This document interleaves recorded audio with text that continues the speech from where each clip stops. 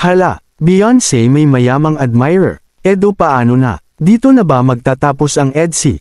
Yan ang ating pag-uusapan sa video na ito mga kalingap. Bago tayo magpatuloy huwag kalimutan mag-subscribe sa ating munting channel Chloe TV. At huwag din natin kalimutan palaging suportahan ang ama ng Kalingap Kuya Val Santos Matubang, Ate Edna Vlogs, and Kalingap Rab. At paunawa tapusin nyo muna panoorin ang ating video para malaman ang nilalaman nito. Beyonce may mayamang tagahanga. Ano kaya ang reaksyon ni Kalingap Edo nang malaman niya ito? Pero bago tayo magpatuloy mga kalingap pag-usapan na muna natin ang napaka-engranding birthday celebration sa ika-17th birthday ni Beyonce. Sobrang ang saya ni Beyonce mga kalingap dahil umaapaw ang kanyang mga blessings na natatanggap galing sa kanyang mga sponsors. Kahit ang mga magulang nito ay hindi makapaniwala sa narating ng kanilang anak mga kalingap, hindi nila inaakala na sa kalingap nila ito mararamdaman ang labis-labis na biyaya. Labis ang pasasalamat sa magulang ni Beyonce mga kalingap sa mga blessings na ito. At hindi rin ito nakapagpigil maiyak sa kanyang birthday message para kay Beyonce. Naging emosyonal ang mga dumadalaw sa 17th birthday party ni Beyonce.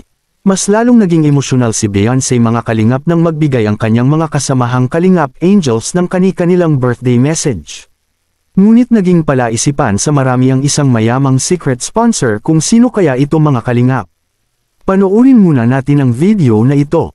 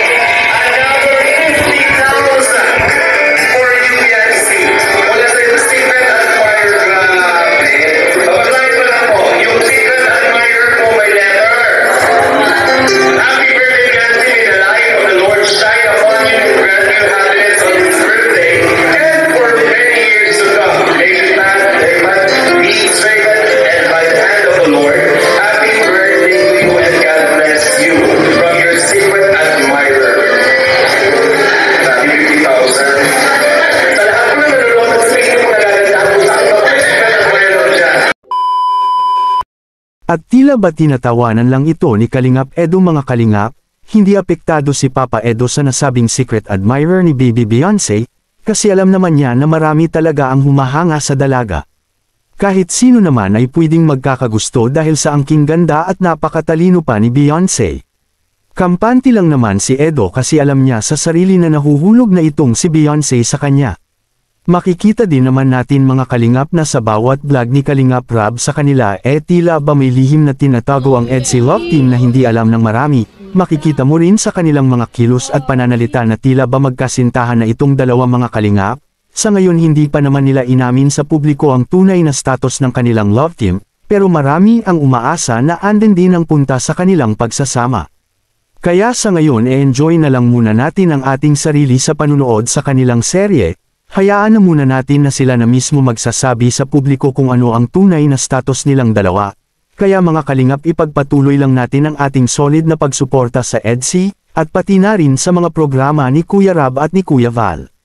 Mapaanong love team ka man, ipakita natin ang ating pagkakaisa sa pagsuporta sa Kalingap Ika nga One Kalingap One Family. At kung nagustuhan mo rin ang ating topic ngayon huwag kalimutan mag-like and share sa ating video para mapanood pa ito ng ating iba pang EDC supporters. Muli po mga kalingap hanggang sa susunod na reaction video maraming salamat.